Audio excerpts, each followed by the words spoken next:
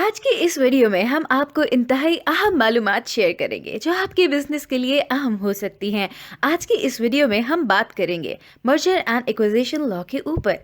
जब एक कंपनी किसी दूसरी कंपनी में मर्ज कर रही होती है तो कौन से लॉज के तहत की तमाम प्रोसेस मुकम्मल होता है, और इसी तरह जब आप किसी कंपनी को एक्वायर करते हैं या खरीद लेते हैं तब किन लॉज के तहत ये बिजनेस ट्रांजैक्शन मुकम्मल हो पाती है। तो आइए शुरू करते हैं। First of all, there's a brief introduction of what basically merger and acquisition is. Merger and acquisition is basically a very basic and general term which is used to describe when the companies who are the legal entities, when the companies or their own assets, they consolidate it through various types. Like financial transactions के through, जिसमें they include mergers, acquisitions, consolidations, tender offers लगा देते हैं, purchase of assets and management acquisitions. So basically consolidate, as we all know, it's a word which is used to make something physically strong or more solid, or even to combine into a single thing to give a more effective output. Consolidate का यही मतलब होता है कि किसी चीज से जुड़कर उसको strong बना देना. तो when the companies want to make their assets strong, so what they do is that they do mergers and acquisition for consolidating it, their transactions and their financial assets. Acquisition का वैसे भी मतलब English में which is कि to acquire something, किसी चीज को हासिल करना. तो मर्जर और acquisition is basically to merge into something. Merge का भी मतलब यही होता है कि किसी चीज में घुल जाना, and acquisition means to acquire something. तो merger and acquisition is basically a law, is a term which is used when companies want to boost their assets through financial transactions या थ्रू एसेट्स को purchase कर रहे हैं, tender offers लगा रहे हैं, इस तरह के. तो दे opt for a scenario which is called merger and acquisition. If we talk about Saudi Arab, तो उसके अंदर they have introduced this merger and acquisition law, and since the introduction by the Capital Market Authority of the Kingdom of Saudi Arabia, जो merger and acquisition regulations हैं, they are approved by the board of CMA pursuant to its resolution. Basically every law is regulated by an authority, and without that authority there is no purpose of law, because it's not just making a law, but it is also to execute it and to implement it in a certain way. So अगर हम merger and acquisition की बात करें तो Saudi अरब में there is a capital market authority which is abbreviated as CMA, और वो इन सारे laws को regulate कराते हैं. Then key legislations. Key legislations are basically a vital role in the regulations because they tell that where you can trace back this law. आप कहाँ से इस law की traces ले सकते हैं और source back it from. So the company's law is very important in this because we know the major subject in this whole criteria are the companies, because the companies are performing the merger and acquisition to boost their assets and to make them even stronger. तो the companies law जरूर होगा इसके अंदर शामिल, because without the companies law we would not be able to find out कि क्या laws हैं, क्या कंपनी के क्राइटेरियाज हैं, क्या उसकी क्रेडेंशियल्स हैं. Without that we won't be able to know. तो मर्जर और एक्विजिशन में companies law has a major role. Then comes the capital market law, because we talked about in this ऊपर वाली slide पे that the capital market authority is monitoring and handling the whole procedure. So for that it is important to understand the capital market law as well, because if we are in a certain environment, हम एक surrounding को study कर रहे हैं, जैसे अगर मैं कहती हूँ कि इफ जैसे HEC जो है, हायर एजुकेशन कमीशन, वो यूनिवर्सिटीज और उनको हैंडल कर रही है, उनकी डिग्री से related and everything like that. तो it means that I have to study the internal law of the HEC, जिससे मुझे पता चलेगा कि HEC कैसे ऑपरेट करती है. So in this key legislation में capital market law is also important to understand. Then comes the amended merger and acquisition regulations. So amended mean change हो चुकी होती है या जिसमें कोई चेंजिंग की गई होती है. तो जो अमेंडेड लॉ है ना, उसको पढ़ना is very important when you study a regulation, because अगर कोई चीज चेंज हो गई और आप पुराना लॉ ही पढ़ रहे हैं और उसके अकॉर्डिंग अगर आप फैसले ले रहे हैं, तो that goes very far and that is consequentially it causes a detrimental effect to the whole scenario. तो इसलिए दे हैव सेड कि जो रेगुलेशंस के अंदर जो रेजोल्यूशन पास हुई है, CMA ने की है, उसमें जो amended merger and acquisition regulations है, we have to put it in the key legislation where we can concern कर सकते हैं इसको और कंसल्ट भी कर सकते हैं. Then the listing rules are those rules जो सीएमए ने खुद जारी किए हैं कि these are the certain rules. जब आप मर्ज या एक्वायर करेंगे, एक्विजिशन करेंगे, तो वो कुछ लिस्टिंग रूल्स होते हैं जो सीएमए ने खुद ही लिखे हैं. जैसे यूनिवर्सिटी के रूल्स होते हैं, बोर्ड पे लिखे होते हैं, जैसे बहुत सारे इदारों के अपने रूल्स होते हैं. तो listing rules are here which are issued by the CMA, वो भी हम रखेंगे की legislation में. Then talking about the listing rules of tadawul. Tadawul is a it's a Arabic word, ठीक है, और ये भी CMA ही approve करेगी. But अगर tadawul की बात की जाए तो it is basically it's a Saudi stock exchange company है, ठीक है, जिस तरह हम कहते हैं ना यहाँ पर स्टॉक मार्केटिंग जिसे हम कहते हैं. तो Tadawul is basically an Arabic synonym for the stock company, stock exchange. Because when you are investing in the assets, जब कंपनी अपने एसेट्स के लिए इन्वेस्ट करेंगी, टेंडर्स ऑफर लगाएंगी, तो definitely they want to know the rules of the stock exchange as well. Because company का और stock exchange का they go hand in hand, they have a very strong and old relation. So it is very important कि आप Tadawul which is the Arabic synonym for stock exchange वो भी study. Then comes the scope of application. Scope of application is also important to know because आपको पता चलता है कि जो law आप पढ़ रहे हैं, how far it can go and why are you studying this law? Why has Saudi Arab executed or legislated on this particular issue? Because if we won't be able to know कि ये issue क्यों raise किया गया, we won't be very interested in getting the points of it. तो अगर MA की बात की जाए, which is a merger acquisition law, तो उन्होंने कहा it applies to any purchase or sale of voting shares in a company listed on the Saudi Stock Exchange, which is Tadawul, and it results in an ownership or control of a person. It can be an individual or it can be collective of over 10% of more of voting shares of such company. Basically, it's these rules of the merger and acquisition ये वहाँ apply होते हैं when you are selling or you are purchasing a voting shares. Voting shares are also basically वो shares जो vote के ऊपर जो हैं वो मिलते हैं. तो जब अगर आप वो खरीद रहे हैं या वो आप बेच रहे हैं and you are going to buy it from the Tadawul which is a Saudi stock exchange, तो उसके ऊपर ये rules apply होंगे. तो फिर जैसे मैं बताती हूँ कि अगर मैंने कोई कंपनी से कोई बैंक से कोई लोन लेना है, तो मुझे कौन से लॉ के अंडर उसको रेगुलेट कराना पड़ेगा? बैंकिंग लॉ के अंडर ऑफ कोर्स. तो इसीलिए अगर किसी बंदे ने वोटिंग शेयर खरीदना है या बेचना है सऊदी स्टॉक एक्सचेंज से, तो उसमें कोई मसला हो जाता है, तो that person will consult to which law? That is the merger and acquisition law of the Saudi Arabia, जिसमें उन्होंने बताया हुआ है कि कैसे आप शेयर्स खरीद सकते हैं, कैसे नहीं खरीद सकते. Then the second thing is कि any offer to purchase. Okay, one thing is in law के अंदर दो चीजें होती हैं. एक होता है कि आप सेल और परचेज कर रहे हैं. One other thing is offer to purchase and sale. अभी हुआ नहीं है. Like if somebody is hanging clothes in the market, अगर कोई हम बाजार में कपड़े लगे हुए देखते हैं, it means they are offering to purchase that clothes, ठीक है, or sell those clothes, ठीक है. It doesn't mean कि उन्होंने बेच दिया. तो when they make an offer to sale, then the customers go and reach out to them. तो इसी तरह consumers के लिए भी one thing is कि जब वो actual में sale purchase कर रहे हैं, the second is when there is any offer to purchase. अब इसमें दो कैटेगरीज आ जाती हैं. जो नंबर 1 वाला पॉइंट मैंने बताया है कि जहां पर ये अप्लाई होता है, those are for the people who are the consumers, और secondly are for the person जो कि ये अपने वोटिंग शेयर्स की ऑफर लगा रहे हैं, ठीक है, जो ऑफर कर रहे हैं कि हमारे शेयर्स ले लें, तो उसके ऊपर भी ये अप्लाई होता है. बाकी सब चीजें इज सेम. स्टॉक एक्सचेंज से अगर आपने वो सब करना है, फॉर एग्जाम्पल मैं स्टॉक एक्सचेंज में दे रही हूँ कि मेरे वोटिंग शेयर्स परचेज कर लें और आगे बेच दें, तो that is an offer to purchase the voting shares. तो वो जो है जब उसके एक्वायर करने की बारी आएगी, ठीक है, तो वो कोई भी ऑफरर जो है उसको खरीद सकता है, लेकिन उसके लिए जो लॉज अप्लाई होंगे, those are the merger and acquisition law.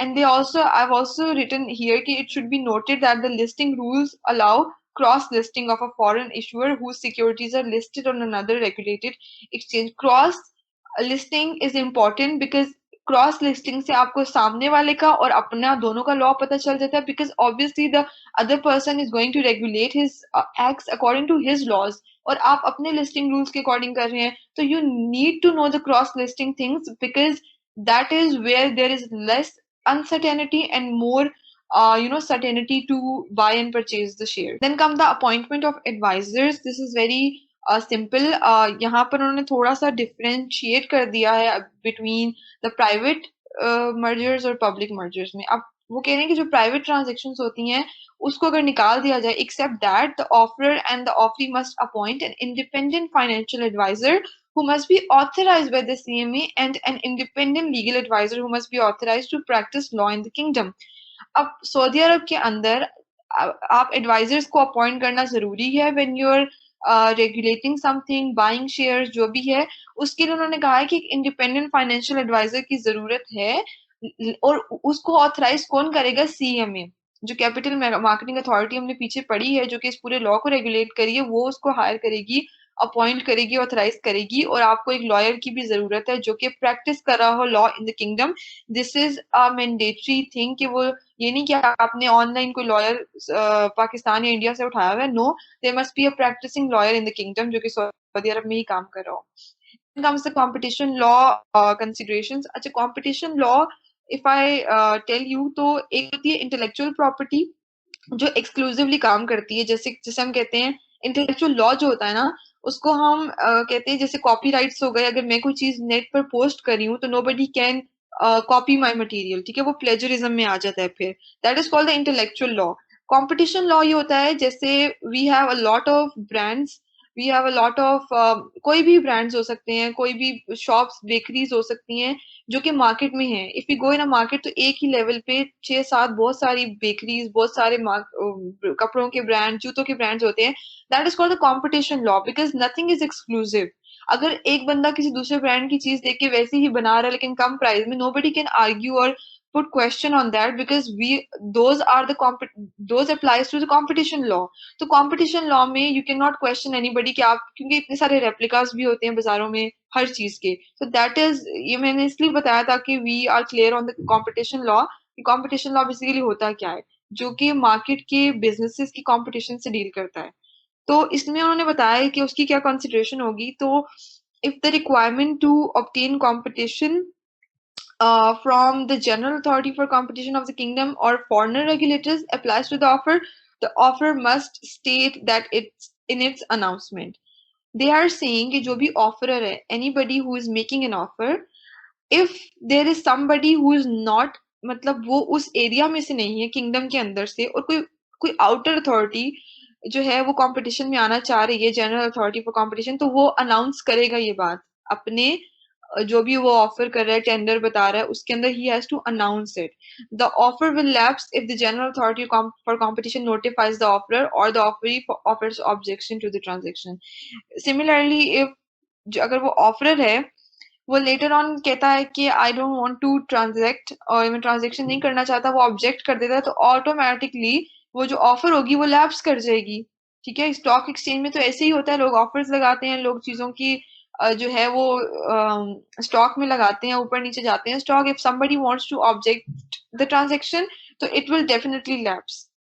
Then private transactions की अगर बात की जाए तो जो मर्जर एक्विजिशन रेगुलेशंस हैं, they now contain very specific rules regarding private transactions as well. क्योंकि स्टॉक में तो we talk about public, we are offering to the public at large, हम पब्लिक को ऑफर कर रहे हैं अपने स्टॉक्स, अपनी चीजें, एवरीथिंग, वट आप जो भी एक्वायर या मर्ज करना चाहते हैं लोगों के साथ। बट प्राइवेटली अगर कोई कर रहा है तो उसके लिए भी रूल्स हैं हमारे पास। And private transactions they are defined as transactions जिसमें जो sale and purchase of shares है वो इन्वॉल्व होती है carrying vote rights in any company listed on the exchange negotiated between the offerer and selling shareholders of the offering company. इसके अंदर जो भी परचेज और सेल करनी है, जितने भी वोटिंग राइट्स हैं किसी भी कंपनी के, लेकिन वो जो कंपनी है that must be listed on the exchange, क्योंकि स्टॉक एक्सचेंज में कंपनीज लिस्टेड होती हैं कि what companies come under the private company और कौन सी हैं जो पब्लिक कंपनीज कहलाई जाती हैं। हमने अक्सर देखा होगा बहुत सारी कंपनीज है जिनके आगे लिखा होता है प्राइवेट लिमिटेड, कुछ के आगे लिखा होता है पब्लिक लिमिटेड, या पब्लिक तो होता ही नहीं है, मोस्टली लिमिटेड लिखा होता है। तो वो कंपनी बनने के लिए भी there are certain rules which you should fall under अगर आपको उस कंपनी के लिए वो करना है। तो वो ये कह रहे हैं कि आपको वो वही जो रूल्स या लिस्टेड लिखे हुए हैं एक्सचेंज के ऊपर वो देखने पड़ेंगे, तभी आपको पता चलेगा कि वो कंपनी प्राइवेट है या नहीं, तो फिर उस अकॉर्डिंग से M&A रेगुलेशंस उस पर अप्लाई होंगी। फिर की रूल्स फॉर प्राइवेट ट्रांजेक्शन, तो प्राइवेट ट्रांजेक्शन के लिए उन्होंने कोई की रूल्स बताए हुए हैं कि there should be no private placement required, because जो प्राइवेट प्लेसमेंट रिक्वायरमेंट्स हैं जो कि रॉस्को में कंटेन्ड है, रॉस्को इज ऑल्सो अ फोरम जहां पर ये सारे प्राइवेट मर्जर से रिलेटेड चीजें हैं, they do not apply to the solicitation by a selling share holder of multiple offers to enter into a private transaction. Okay, this is very important because we know it's private. So if you are selling, like if you know, Roscoe does not allow you to solicit the shareholders of multiple offers. ठीक है, because this contains, अगर ऑफरर्स जो हैं, जैसे मैं बताती हूँ इसको सिंपल अल्फाज में, अगर मैं हूँ एक बंदी and I am offering something, तो दैट इज क्लियर, मैं ऑफर करना चाहती हूँ और मेरा प्राइवेट है, प्राइवेट ट्रांजेक्शन करना चाहती हूँ। अब मैं, मेरे साथ 10 और लोग ऑफर करेंगे सेम चीज, एक ही चीज है, मैं अपनी बहन को भी कह देती हूँ, अपने भाई को भी कह देती हूँ, एवरीवन, तो वो हो जाएंगे multiple offerors. This contains in uncertainty. ठीक है, तो रॉस्को जो है, do not apply to the solicitation by a selling share holder of multiple offerors to enter into a private transaction. Private का मतलब ही ये है कि it is confined or limited to certain people. अब इतने ज्यादा offers आ जाएंगे तो it doesn't fall under the ambit of the private transaction. तो यहाँ पर इस चीज की इन्होंने ममानियत की है। Second is advisors की अगर बात की जाए, पहले हमने advisors पढ़े थे regarding the public merger, अब private की बात करे जाए तो the selling shareholder and the offerer may each appoint an independent financial advisor and an independent legal advisor. It is similar, ये बिल्कुल वैसा ही है जैसे हमने पब्लिक में पढ़ा था, उसमें भी financial advisers and independent legal adviser चाहिए जो कि CMA से ऑथराइज्ड हो। यहाँ पर CMA की कोई बात नहीं हुई हुई, वो पहले हुई हुई थी, तो मे बी यहाँ पर CMA का कोई रोल नहीं है कि वो आपको अलाउ करेंगे, बिकॉज इट इज प्राइवेट। कोई भी चीज प्राइवेट हो जाती है ना, तो फिर उसमें पब्लिक अथॉरिटीज बहुत कम है जो अपने उस पर रखती हैं influence. Then we talk about the approaching offeree board.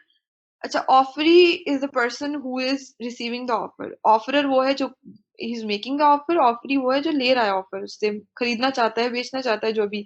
तो अगर आप अप्रोच करते हैं ऑफरी बोर्ड को, तो they say that the selling share holder and the offeror. Selling share holder कौन है? जो अपना शेयर बेचना चाह रहा है, वो शेयर होल्डर है उसका, एंड द ऑफरर जो कि ऑफर बना रहा है, like he is making an offer eight there discretion. Discretion is something जिसे हम कहते हैं मर्जी, अपनी मर्जी से, अपनी विल पर। Inform the board of the offeree or its advisors of a potential private transaction in order to request price sensitive and confidential information. Acha, any information which is price sensitive, which is very confidential, you cannot just announce it. जैसे आप public में करते थे, public share stock exchange में हम क्या करते थे, वी अनाउंस इट पब्लिकली, हम पूरे बोर्ड पे उस पे चार्ट पे लगाते थे कि आप शेयर्स गिर रहे हैं, बढ़ रहे हैं, हो रहे हैं। बट प्राइवेट के अंदर you can not do this, you are not allowed. अगर सेलिंग शेयर होल्डर को या ऑफरर को कुछ भी बताना है, ठीक है, प्राइस से रिलेटेड कॉन्फिडेंशियल इंफॉर्मेशन, तो वो इन्फॉर्म करेगा ऑफरी के बोर्ड को रिगार्डिंग एनी इंफॉर्मेशन। ऐसे नहीं कि he has to announce it publicly.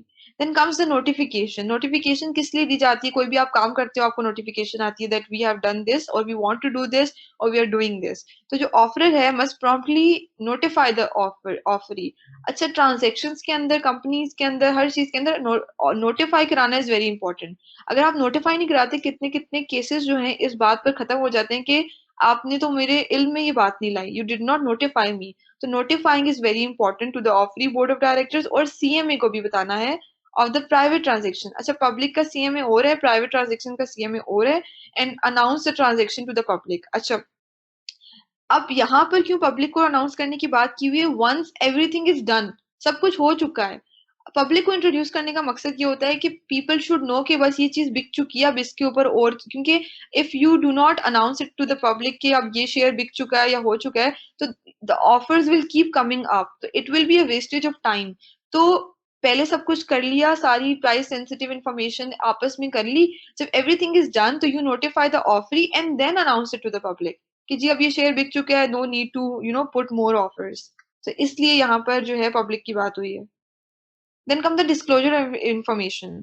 अब वो कह रहे हैं कि आफ्टर जब हो जाएगा, सब कुछ नोटिफाई हो जाएगा कि क्या प्राइवेट ट्रांजेक्शन है, क्या प्राइस है, तो जो ऑफरी है, he has to strictly follow the rules के एक होता है ना पोस्ट, जैसे हमने एक और प्रेजेंटेशन में पढ़ा था पोस्ट टर्मिनेशन रूल्स या रिस्ट्रिक्शंस। उसमें होता है कि अगर आपकी जॉब खत्म भी होगी है तो you have to keep certain data private and confidential.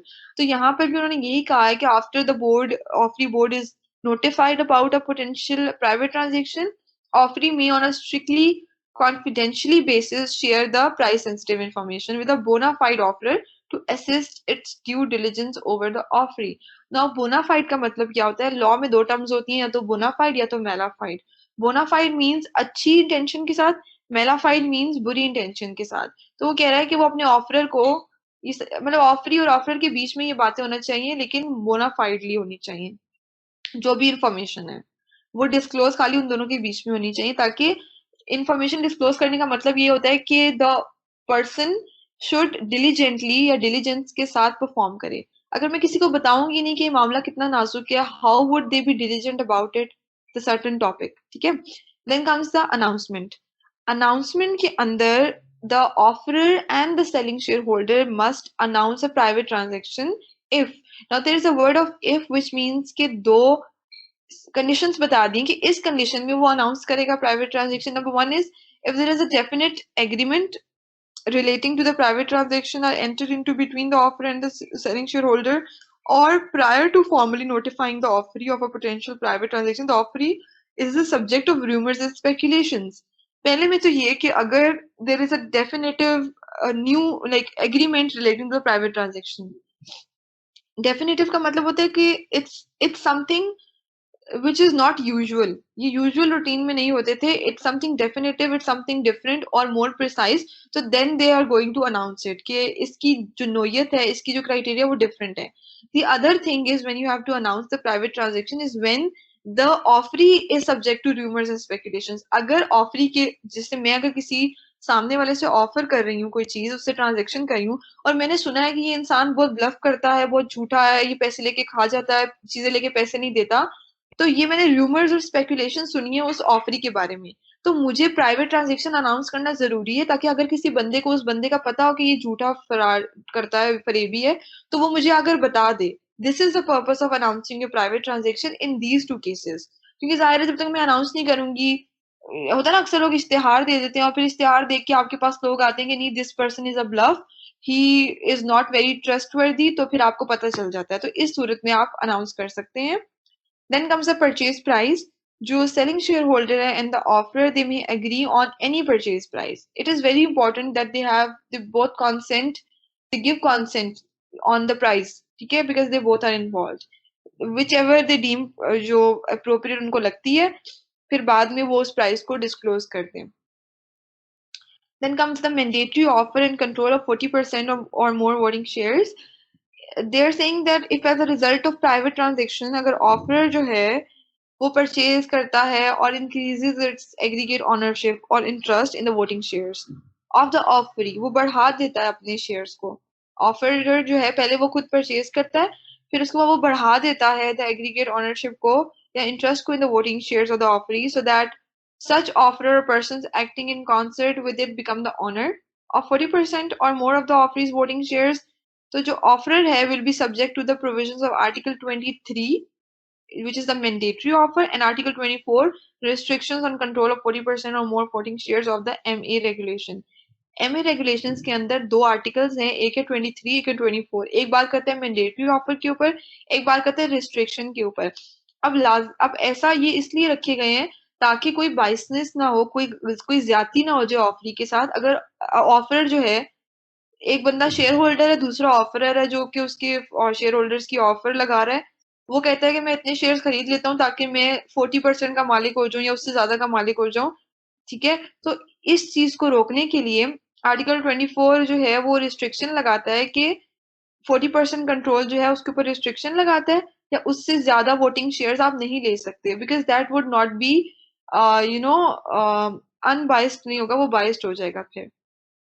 Then consequences of non-completion. If the private transaction is not completed, then the offerer who has obtained the price-sensitive information concerning the offeree, he may not deal in the offeree securities for 6 months from the date of announcing the non-completion of the private transaction। It means कि आप समझे आपकी transaction complete ही नहीं हुई, आपने खत्म कर दिया बीच में, तो जो ऑफरर है ना, क्यों अब तो उसके पास सारी प्राइस सेंसिटिव इन्फॉर्मेशन आ गई है ऑफरी से रिलेटेड, ठीक है, तो वो डील नहीं कर सकता ऑफरी के साथ दोबारा से, उसकी सिक्योरिटी के साथ फॉर 6 मंथ्स। जब से वो नॉन कंप्लीशन अनाउंस होगी उसके बाद वो 6 मंथ तक नहीं कर सकता उसके साथ, बिकॉज उसके पास आ गई है सारी price sensitive information. Then responsibility for making public announcement, अब वो हमने प्राइवेट की पढ़ी थी, मतलब पढ़ तो हम प्राइवेट मर्जर ही रहे हैं, लेकिन क्या रिस्पॉन्सिबिलिटीज है जब जब आप पब्लिकली अनाउंस करते हो। Number one is announcement of a firm intention to make an offer.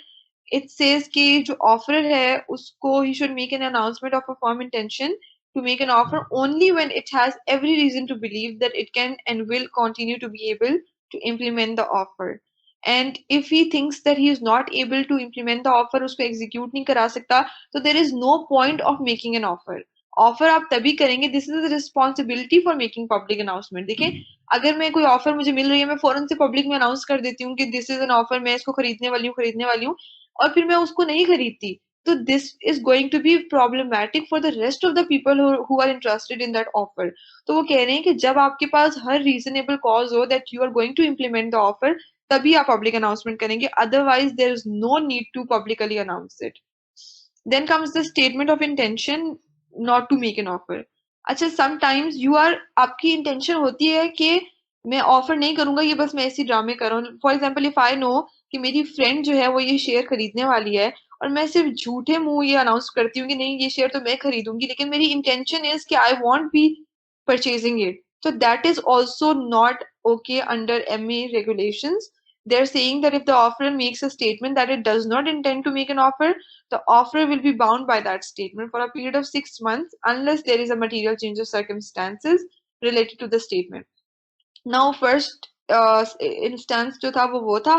Second instances, अब मैं खुद बता रही हूँ स्टेटमेंट में कि I am not, you know, for example कोई ऑफर आई है and I right it down in the statement कि यार I am not interested in buying it, ठीक है, तो मैं लिख कर दूंगी, तो फिर मैं 6 महीने तक नहीं खरीद सकती उसको। ये नहीं कि अगले दिन मैंने कहा नहीं चलो खरीद लेती हूँ तो मैं वो ले लेती हूँ, नहीं, बिकॉज मैंने वो लिख दिया स्टेटमेंट में, now I am intended to not buy that offer और परचेज इट, तो 6 मंथ्स तक फिर मुझे रुकना पड़ेगा। Then comes the independent advice. तो जो the board of the offeror है ना, and the board of the offeree must obtain competent independent advice from independent financial advisors। जो हमने financial advisors पब्लिक में और इवन के प्राइवेट में भी रखे थे, तो उसके लिए आपको एक इंडिपेंडेंट एडवाइस की जरूरत है जब भी आप कोई ट्रांजेक्शन या कोई भी चीज करने वाले हैं। Then comes the restrictions on dealings by the offeror. What are the restrictions, क्या रिस्ट्रिक्शंस हो सकती हैं डीलिंग्स पर ऑफरर की। दे आर सेइंग कि जब ऑफर पीरियड चल रहा होगा, तो it is very important for the offeror that he must not sell any securities of the offeree without obtaining the CMA's prior approval. Like if he has any securities, जिससे क्या कह सकते हैं, offeree ने सिक्योरिटी के तौर पर अपनी कोई सोने की वॉच रखवा दी है, कोई प्रॉपर्टी रखवा दी है, ठीक है, अब बेशक ऑफरर को 100% यकीन है कि अब इसने मुझसे ही वो शेयर खरीदना है, फिर भी he can not sell his securities, ठीक है। अगर उसको बहुत जरूरत है सिक्योरिटी सेल करने की, then he has to take an approval from the CMA which is the capital marketing authority. देन उसी में पब्लिक अनाउंसमेंट की रिस्पॉन्सिबिलिटी में इररिवोकेबल कमिटमेंट्स आती हैं। इररिवोकेबल वो होती हैं जिसको आप वापस, जिसे कहते हैं ना कि एक दफा बात मुंह से निकल गई तो it can not come back. Irrevocable contracts या इररिवोकेबल कमिटमेंट्स वो होती हैं जो एक दफा आपने कर दी, now they can not be revoked, वापस नहीं हो सकती, वो बस हो गई तो हो गई हैं। नाउ दे आर सेइंग कि जो ऑफरर की जो इंडिपेंडेंट फाइनेंशियल एडवाइस है ना, वो CMA को इन्फॉर्म करेगा before any offeree share holder और offer share holder, where offer share holder consent is required, वहां पर उसको कांटेक्ट किया जाएगा to seek an irrevocable commitment to accept और refrain from accepting.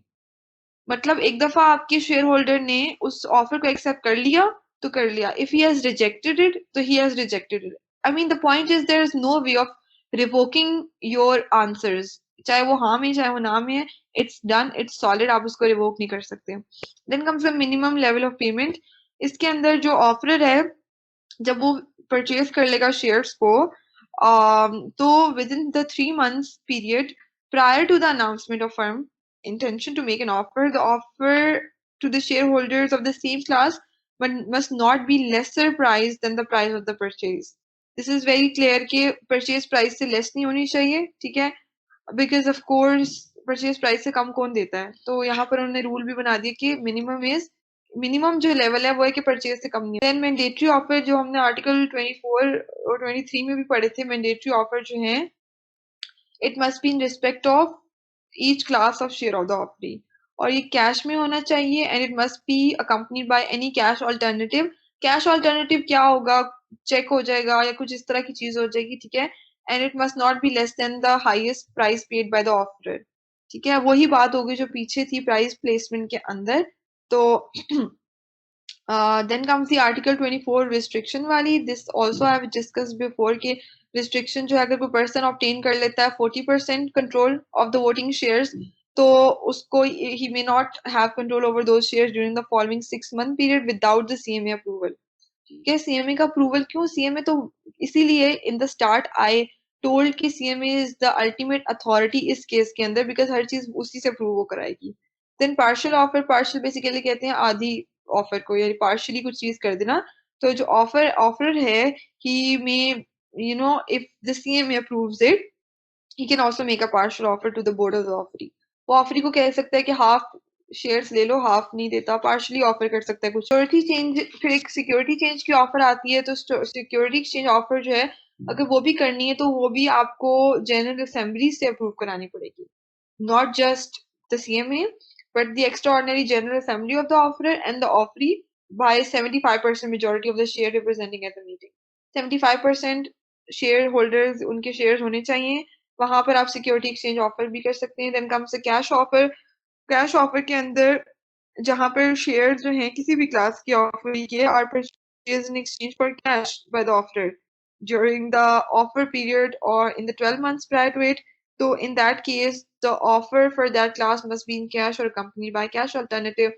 Basically cash वही है ना कि आप शेयर्स के बदले कैश ऑफर कर रहे हैं, यू नॉट, मतलब अक्सर ऐसा होता है कैश के बदले भी कैश लिया जाता है, जिससे लाइक करेंसी एक्सचेंज भी इज अ बिजनेस जहाँ कैश के बदले आपको कैश मिलता है। यू सेव द मनी, आप पाउंड्स डॉलर्स देके रख देते हैं, देन इट उस टाइम बड़े होते हैं तो फिर आप वो बेच देते हैं, दैट इज ऑल्सो। लेकिन यहाँ पर वो बात करें कि जब आप इस तरह का कोई कैश ऑफर करेंगे तो उसके लिए मतलब उस ऑफर पीरियड में और in the 12 months prior to it आपको जो है वो जो ऑफर है वो या तो कैश ऑल्टरनेटिव के थ्रू भी कंपनी कर सकते हैं या तो कैश इट सेल्फ भी दे सकते हैं। स्पेशल डील्स भी आ जाती हैं जिसमें जो है वो कह रहे हैं कि जो ऑफरर है he may not make any arrangements with the offeree shareholders and may not deal or enter into any arrangements to deal in shares of the offeree or enter into arrangements which involve acceptance of an offer। मतलब ये special deals हैं जो कि वो सिर्फ offeree के साथ कर सकता है कि अगर तुम मेरे साथ कर रहे हो तो तुम ये नहीं करोगे, तुम वो नहीं करोगे। These are the special deals जो कि वो ऑफरर खुद बनाएगा फॉर द ऑफरी कि तुम इस चीज में एंगेज नहीं करोगे, इस अरेंजमेंट में एंटर नहीं होगे। These are the special deals जो कि दोनों के बीच में होती हैं। Then comes the equality of information, this is important कि इंफॉर्मेशन इज इक्वली डिवाइडेड, ठीक है, इक्वालिटी इज इम्पोर्टेंट।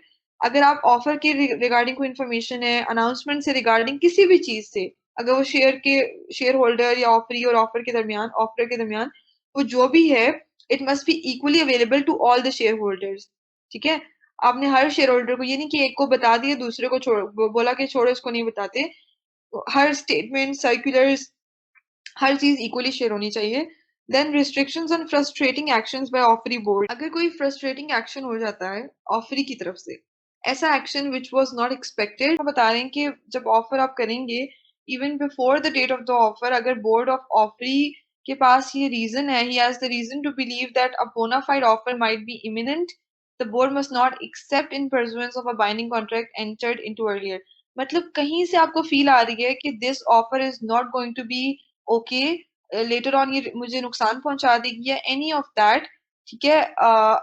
एक्सेप्ट उन्होंने लिखा हुआ है in pursuance of a binding contract, except इसके कि अगर आपने पहले कोई कॉन्ट्रैक्ट कर चुके हैं जो कि बाइंडिंग है, जो हम पहले नहीं कह रहे थे कि इररिवोकेबल है, अगर आपने कर लिया स्टेटमेंट में, अगर वो नहीं किया ना अभी तक आपने, तो आप किसी भी पॉइंट में अगर आपको लग रहा है ये नहीं है तो आप जो है उसको छोड़ सकते हैं, if you have a reason to believe कि जो है वो ये offer is not. Then breakup fee वैसे ही होता है कि if you're not interested any more, तो आप ब्रेकअप कर रहे हैं फ्रॉम द कॉन्ट्रैक्ट, तो जो है आप सीएमए को, जो अथॉरिटी, उसको राइटिंग में लिखेंगे कि वो फी जो है वो आपने इतनी रखी है कि ऑफरी जो है शेयर होल्डर्स उनके बेस्ट इंटरेस्ट में रखी है।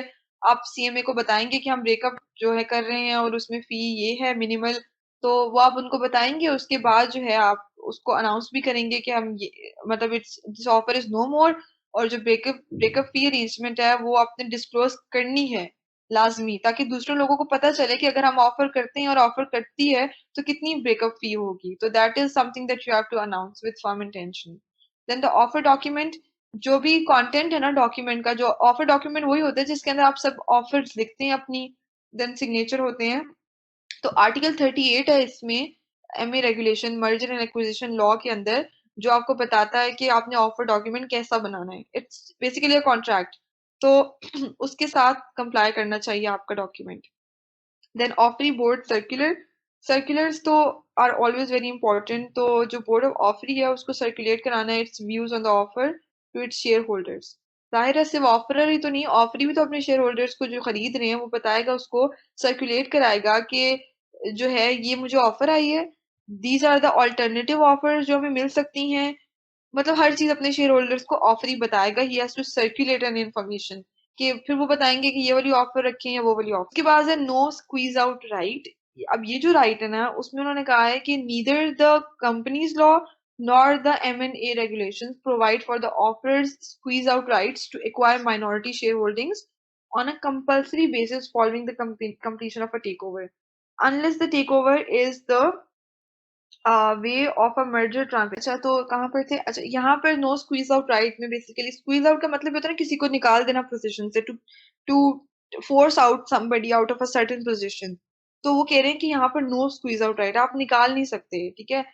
चाहे कंपनी लॉ हो चाहे M&A रेगुलेशन हो, वो बताते हैं for the offer squeeze out rights to acquire minority share holdings on a compulsory basis following the completion of a take over offer. मतलब अनलेस एक दफा ऑफर हो चुकी है शेयर्स की, तो unless the offer is completed you can not take over, you can not squeeze out somebody. ये उनके स्क्वीज आउट राइट्स हैं, ठीक है। देन द मर्जर ट्रांजेक्शंस उन्होंने बताई है कि मर्जर जो M&A रेगुलेशन है वो एक लिस्टेड कंपनी को परमिट करती है to implement a merger using the following structures. अब कैसे आपने ट्रांजेक्शंस करनी है, number one is absorption by another listed company. अच्छा, जैसे अक्सर आपने देखा होगा कि बहुत सारे ऐसे बैंक्स होते हैं, जैसे स्टैंडर्ड चार्टर एक बैंक था सदर के अंदर, उसके अलावा भी एक और बैंक था जो पहले होते थे लेकिन अब वो नहीं है। क्यों? क्योंकि वो मर्ज कर गए दूसरे बैंक्स के अंदर। स्टैंडर्ड चार्टर ने भी एक बैंक अपने अंदर मर्ज करा लिया था। यहाँ पर जैसे मैं बता रही थी कि कुछ कुछ कंपनीज होती हैं जो पहले तो उनका नाम होता है बट लेटर ऑन वो दूसरी कंपनीज में मर्ज कर जाती हैं और फिर वो एक ही नाम से जानी जाती हैं। ऐसे बहुत सारे हमने देखा है, न्यूज चैनल्स भी होते हैं दूसरे में मर्ज कर जाते हैं, फिर वो एक ही चैनल का नाम बन जाता है। तो या वो बेच देते हैं उनको, जैसे अभी व्हाट्सएप है, जब हम व्हाट्सएप खोलते हैं तो वो आता है बाय फेसबुक, इसका मतलब है व्हाट्सएप मर्ज कर चुका है फेसबुक के अंदर। तो ऐसे कंपनीज होती हैं जो एक दूसरे में मर्ज कर जाती हैं। तो उन्होंने यहाँ पर बताया है कि अगर इस तरह कोई हो जाता है केस, तो जो सिक्योरिटी एक्सचेंज ऑफर है कि to purchase all of the merge company share must be made by the merging company. अब इसके अंदर किसको अथॉरिटी के वो लॉज बनाए, जो कंपनी मर्जिंग कंपनी है ना, जो अपने अंदर मर्ज करवा रही है। जैसे मैं हूँ, मुझे कोई कहता है कि मैं अपना बिजनेस आपको बेच रहा हूँ, या आप ले लें मुझसे, मैं मर्ज करना चाहता हूँ आपके साथ, तो I am the merging company. मैं जो हूँ वो मैं बनाऊंगी वो सारे rules, and the new shares in the merging company must be issued to the share holders of the merged company. फिर मैं अपना जो भी वो शेयर्स हैं, जो भी वो चीजें हैं, वो मैं फिर मर्ज्ड कंपनी के जो शेयर होल्डर्स होंगे ना, जो मेरे अंदर मर्ज कर रहे हैं, उन सबको वो मैं इशू कर दूंगी, जो भी लिस्टेड रूल्स हैं, ठीक है, कंपनी के। क्योंकि जाहिर सी बात है they are coming towards us, तो वी आर द वंस जिनको अपने बताने हैं, not they are the ones जो अपने बताकर हमें जाएं, because they are of course merging with us. फिर जब कंप्लीट हो जाएगा ये मर्जर ट्रांजैक्शन, तो जितने भी एसेट्स हैं या लाइबिलिटीज हैं मर्ज कंपनीज के, for instance if a company is merging with us, definitely if they have any past liabilities हैं, उनकी कोई एसेट्स हैं, तो वो फिर मर्जिंग कंपनी के साथ ही ट्रांसफर हो जाएंगी। नाउ जैसे अभी एक केस जो था किसी बैंक का, जिसको जो HPL के अंदर मर्ज हो गया है, पंजाब बैंक के अंदर भी बहुत सारे बैंक्स मर्ज हुए हैं, तो आज तक वो उनकी लाइबिलिटीज कोर्ट को, जो भी उनके पास उनका कर्जा था, वो आज तक पे कर रहे हैं। तो इस तरह होता है कि जितनी भी लाइबिलिटीज और एसेट्स हैं मर्ज्ड कंपनी की, वो आ जाती है मर्जिंग कंपनी के पास. Then they will continue to give those debts back. के बाद हमारे पास एब्जॉर्प्शन बाय अनलिस्टेड कंपनीज. अच्छा, लिस्टेड कंपनीज कुछ होती हैं, कुछ अनलिस्टेड कंपनीज होती हैं. Now there is a difference between both of them. It's important कि उसको पता चले. जो लिस्टेड कंपनी होती है basically that's a public company, जो कि पब्लिकली जो हेल्ड की जाती है. और जो अनलिस्टेड कंपनी होती है usually they are the private companies जो अनलिस्टेड होती हैं आपके, क्योंकि जाहिर बात है वो लिस्टेड नहीं होती कंपनीज, उनको हर कोई आकर उनके साथ ऑफर नहीं कर सकता. दे हैव लिमिटेड वो उनका जो कंसर्न है वो लिमिटेड होता है. तो जो सिक्योरिटी चेंज ऑफर है इस केस के अंदर made by an unlisted company to the share holders of the merge company, यहाँ पर अनलिस्टेड कंपनी बनाएगी to the share holders of the merge company. बिल्कुल वैसा ही है जैसे पहले पढ़ा, बस इसमें अनलिस्टेड कंपनी थी, उसमें मर्जिंग कंपनी थी. और ये वही बात है, जब कंप्लीशन हो जाएगी मर्जर ट्रांजेक्शन की तो सारे एसेट्स जो हैं उस मर्ज कंपनी के वो अनलिस्टेड कंपनी के पास आ जाएंगे. Forming a new legal entity, जब जाहिर सी बात है दोनों चीजें मर्ज करेंगी. Forming a new legal entity, जो सिक्योरिटी एक्सचेंज ऑफर है must be made bye a newly formed entity into which the merged company, the merging company will merge to the shareholders of the merged company and the merging company. It's very confusing, but the point is कि जो भी offer है, जाहिर है जैसे हमने पहले पढ़ा है कि जो न्यू लीगल एंटिटी बन रही है, दो कंपनीज मिलकर एक नई कंपनी बना रही हैं, तो जो सिक्योरिटी एक्सचेंज ऑफर है वो नई कंपनी बनाएगी, because that will be long lasting और लोग उसको उसके नाम से पहचानेंगे. फिर कंप्लीशन के बाद सारे assets and liability imposes the following additional conditions of merger transaction. अब कंपनीज लॉ को हमने की लेजिस्लेशन बोला था, बट हमने उसका कुछ पॉइंट पढ़ा नहीं. तो कंपनी लॉ क्या इम्पोज करता है? First of all, the participating companies must enter into a merger agreement detailing the terms of the merger, valuation of assets and liabilities of the merged company, and the number of shares that the shareholders of the merged. Basically, the point is कि जो companies participate कर रही है ना इस पूरे share holding में, बहुत सारे ऐसा होता है कि एक से ज्यादा लोग भी इन्वॉल्व होते हैं. तो वो एक मर्जर एग्रीमेंट बनाएंगी जिसके अंदर, जैसे एक नहीं एक से ज्यादा कंपनीज मर्ज हो रही हैं, जैसे शाहीन, डिवॉटसन और दो तीन और फार्मेसीज मिलकर एक फार्मेसी बना रही हैं, तो ये चार अलग अलग कंपनीज हैं. Then they will make a merger agreement, because ज्यादा लोग हो गए हैं, ज्यादा बड़ी बड़ी चीजें हो गई हैं, तो फिर कंफ्यूजन हो जाता है. Then they will make a merger agreement, उसके अंदर they will write the details for कि क्या टर्म्स होंगी, क्या किसके कितने एसेट्स हैं, कितनी लाइबिलिटीज हैं. फिर वो जब एक नई लीगल एंटिटी बनेगी ना with all the assets and liabilities, then comes the merger transaction may not complete until 30 days have passed from the date of publication of the shareholder resolutions of both company approving the merger. Now basically 30 days जब तक पास नहीं होते, जब तक आप उसको publicise नहीं करा देते, तब तक जो है मर्जर ट्रांजेक्शन कंप्लीट नहीं कराना आपने. आज की इस वीडियो में हमने आपको इंतहाई अहम मालूमात शेयर की है जो आपके बिजनेस के लिए अहम हो सकती है. आज की इस वीडियो में हमने बात की है मर्जर एंड एक्विजिशन लॉ के ऊपर. जब एक कंपनी किसी दूसरी कंपनी में मर्ज कर रही होती है तो कौन से लॉस के तहत ये तमाम प्रोसेस मुकम्मल होता है, और इस तरह जब आप किसी कंपनी को एक्वायर करते हैं या खरीद लेते हैं तब किन लॉस के तहत ये बिजनेस ट्रांजैक्शन मुकम्मल हो पाती है. अगर आपको अपने बिजनेस में किसी किस्म की कंसल्टेंसी सर्विसेज चाहिए तो आज ही हमें राब्ता कीजिए. व्हाट्सएप 0097156549949.